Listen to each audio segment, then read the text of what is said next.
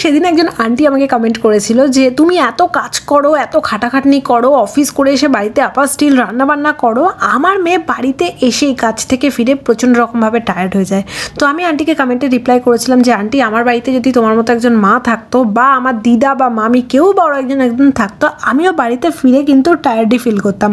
আমার নেহাত কোনো উপায় নেই। যেরকম ধরো আজকের দিন যেখানে আমার মান্থলি সাইকেলের একদম মিডিলে কোমরে অসহ্য যন্ত্রণা নিয়ে, পেটে প্রচণ্ড রকম খিদে নিয়ে বাড়ি ফিরেছি এবং বাড়িতে আমাকে রান্না করে খেতে হবে। হ্যাঁ, আমি খাবার অর্ডার করে খেতেই পারি, কিন্তু আমার বাইরের খাবার 2-3 দিন ধরে আমি খেয়ে যাচ্ছি, তো আজকে আমি খেতে চাইছিলাম না।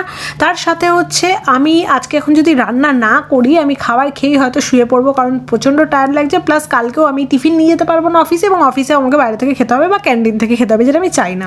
তো আমার একজন বন্ধু ফোন করেছিল, আমি তাকে রান্না করতে করতে এই সমস্ত দুঃখের কাহিনী শোনালাম। খানিকক্ষণ বাদে, মানে প্রায় ওই ধরো 20-25 মিনিট বাদে বেলটা বাজলো। আমি দরজাটা খুললাম, এলাম কি আবার এসেছে দেখি হঠাৎ করে।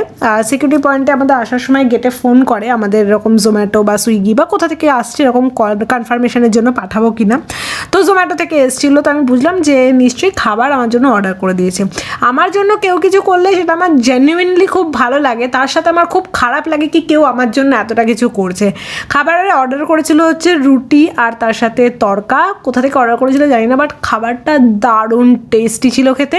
তার সাথে আমি একটু পেঁয়াজ আর লেবুও কেটে নিয়েছিলাম।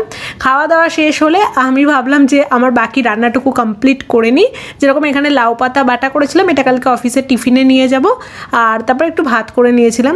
এরপর একটা পেয়ারা ছিল যেটা পেকে যাচ্ছিলো, ওটা আমি খেলাম এবং তারপরে ভাবলাম যে যে আমার জন্য খাবার পাঠিয়েছিল তাকে থ্যাংক ইউ বলা উচিত।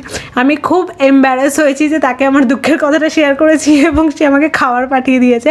আমি বললাম এরপর থেকে তার কিছু শেয়ার করা যাবে না, তাহলে এরকম করলে। আমার জন্য কেউ কিছু করলে আমার যতটা ভালো লাগে তার থেকেও বেশি কিন্তু আমার খারাপ লাগে কি কেউ আমার জন্য এতটা করে ফেলেছে।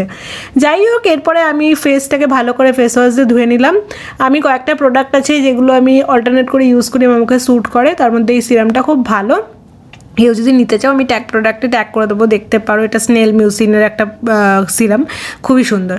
এরপরে আমি স্কিন কেয়ার করে হেয়ার কেয়ার করে ঘুমিয়ে পড়েছিলাম। Thank you so much for watching, bye, I love you all, see you soon, tata.